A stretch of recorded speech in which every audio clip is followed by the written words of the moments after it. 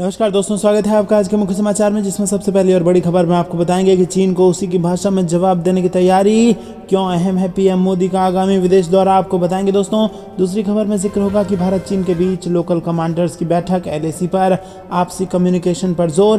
तीसरी खबर में जिक्र होगा कि ऋषिकेश में 25 से 27 मई के बीच G20 की बैठक, भ्रष्टाचार की रोकथाम पर होगा मंथन। चौथी खबर में जिक्र होगा कि IMF ने दिखाया ठेंगा, डिफॉल्ट के डर से घबराया कंगाल पाकिस्तान, चीन से मांगेगा कर्ज की भीख। और पांचवी खबर में आपको बताएंगे कि यूपी में मिशन 80 पूरा करने के लिए अगस्त से जुटेंगे मोदी, शाह और नड्डा, हर महीने आएंगे पीएम मोदी। दोस्तों, हर एक खबर की गहराई में आपको ले जाएंगे, लेकिन उससे पहले अगर आपको भी देश की सेना और पीएम मोदी पर पूरा भरोसा है तो वीडियो को लाइक करके कमेंट में लिखिए जय हिंद। रुक करते हैं सबसे पहली और बड़ी खबर की तरफ।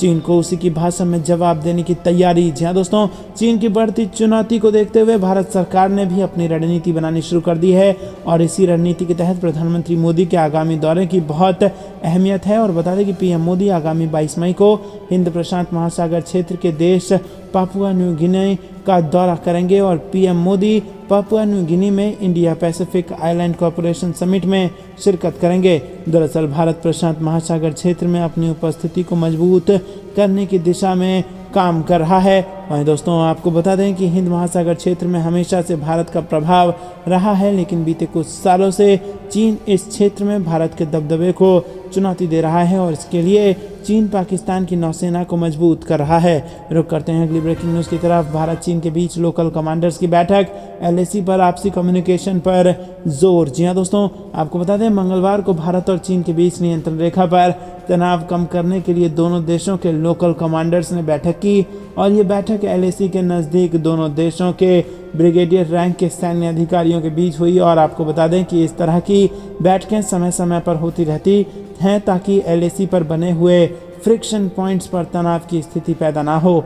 सूत्रों के मुताबिक मंगलवार को होने वाली बैठक में एलएसी पर शांति बनाए रखने और मौजूदा प्रोटोकॉल्स फॉलो करने पर जोर दिया गया। भारत और चीन के बीच अब तक 18 दौर की कमांडर लेवल टॉक हो चुकी है, और इसमें दोनों देशों के कोर कमांडर शामिल होते आए हैं। और ऐसी पिछली बैठक 23 अप्रैल को मोल्डो में हुई थी, जिसके बाद एक जॉइंट स्टेटमेंट जारी किया गया। दोस्तों, रुक करते हैं अगली ब्रेकिंग न्यूज़ की तरफ। ऋषिकेश में 25 से 27 मई के बीच G20 की बैठक, भ्रष्टाचार की रोकथाम पर होगा मंथन। जी हाँ दोस्तों, 25 मई को उत्तराखंड के ऋषिकेश में होने वाले G20 की बैठक की तैयारियां जोर शोर से चल रही हैं। बैठक में 20 देशों के 200 प्रतिनिधि और 10 संस्थाओं के नुमाइंदे शिरकत करेंगे, और G20 बैठक का nodal officer doctor Pankaj Kumar Pandey को बनाया गया है। उन्होंने कहा कि नरेंद्र नगर में 25 से 27 मई के बीच G20 की बैठक होगी, और बैठक में एंटी करप्शन के मुद्दे पर बड़ी चर्चा होगी। एंटी करप्शन को लेकर पुष्कर सिंह धामी सरकार के कामों को भी डिस्प्ले कराया जाएगा। G20 बैठक की तैयारियां अंतिम चरण में है। दोस्तों, 20 देशों के 200 प्रतिनिधि G20 की बैठक में शामिल होंगे।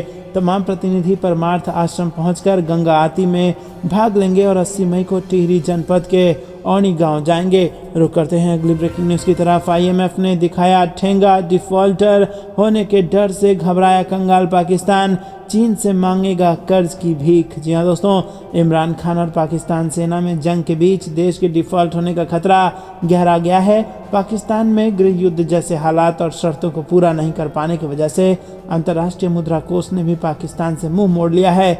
IMF से मिले झटके के बाद कंगाल पाकिस्तान की शहबाज सरकार प्लान बी पर काम करने जा रही है, और पाकिस्तान की शहबाज सरकार भुगतान संतुलन के संकट को दूर करने के लिए एक बार फिर से चीन से कर्ज की भीख मांगने जा रही है। पाकिस्तान IMF से $6.5 अरब के बेल आउट प्रोग्राम की नई किस्त चाहता है।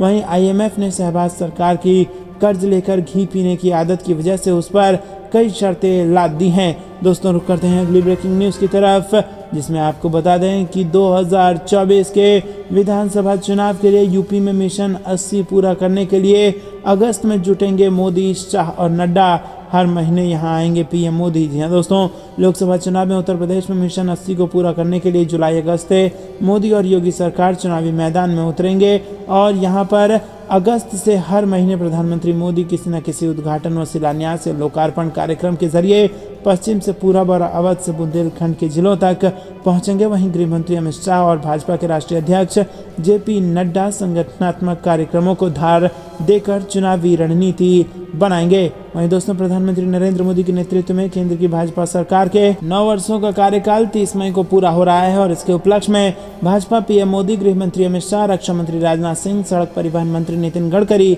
और पार्टी के राष्ट्रीय अध्यक्ष जेपी नड्डा की रैलियों के जरिए लोकसभा चुनाव का शंखनाद करेगी। दोस्तों सूत्रों का कहना है कि इसके बाद जुलाई अगस्त से भाजपा क्षेत्रवार चुनावी अभियान को आगे बढ़ाएगी। पहले चरण में प्रधानमंत्री मोदी प्रदेश सरकार की बड़ी योजनाओं के लोकार्पण, उद्घाटन या शिलान्यास कार्यक्रमों में शामिल होंगे और इस अवसर पर बड़ी रैलियों का आयोजन भी होगा। दोस्तों रुक करते हैं अगली ब्रेकिंग न्यूज की तरफ। अमित शाह ने मणिपुर में जारी हिंसा को लेकर कड़ी कार्रवाई का दिया आदेश। जी हां दोस्तों, केंद्रीय गृह मंत्री अमित शाह ने सोमवार को मणिपुर में हिंसा में शामिल लोगों के खिलाफ सख्त कार्रवाई का निर्देश दिया और स्थायी शांति सुनिश्चित करने में राज्य को केंद्र की ओर से पूर्ण समर्थन दिए जाने का आश्वासन दिया। और शाह ने मणिपुर के मुख्यमंत्री एन बीरेन सिंह, मेइती और कुकी समुदायों के प्रतिनिधियों और अन्य हितधारकों के साथ कई बैठकें करके राज्य में शांति बहाल करने के लिए पिछले 2 दिन में उठाए गए कदमों की समीक्षा की और इसके बाद ये निर्देश जारी किए। बयान के अनुसार उन्होंने सभी गुटों से चर्चा करने और शांति का संदेश देने का भी आग्रह किया और न्याय का आश्वासन दिया।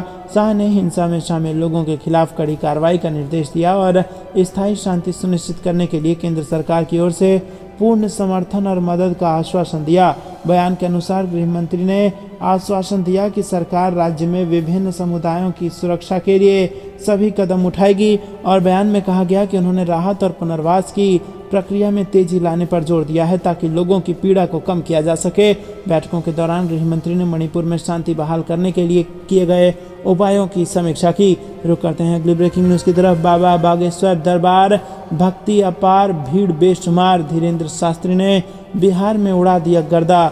जी हाँ दोस्तों, आपको बता दें कि यहाँ पर बिहार की राजधानी पटना में बाबा बागेश्वर यानी धीरेन्द्र कृष्ण शास्त्री के कार्यक्रम का चौथा दिन है और धीरेन्द्र शास्त्री पटना की सड़कों पर खुली गाड़ी में नजर आए और उन्होंने महावीर मंदिर में पूजा पाठ किया। पटना में बाबा बागेश्वर को देखने के लिए भक्तों का सैलाब उमड़ पड़ा। भीषण गर्मी के बावजूद उनके कार्यक्रम में रत्ती भर भी जगह नहीं बची और धीरेन्द्र शास्त्री के कार्यक्रम स्थल नौबतपुर परेत पाली मठ पर तो पूरा नज़ारा हैरानी भरा दिखा। जिधर भी नजरें गईं उधर लोगों का हुजूम नजर आया।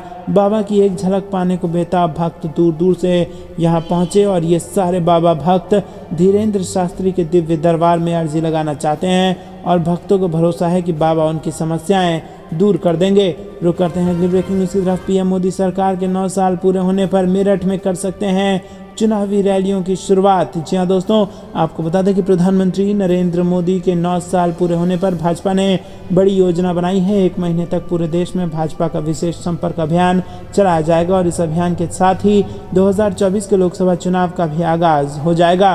प्रधानमंत्री नरेंद्र मोदी पश्चिमी यूपी में बड़ी रैली के जरिए इस अभियान को आगे बढ़ाएंगे और पीएम की ये रैली मेरठ में हो सकती है।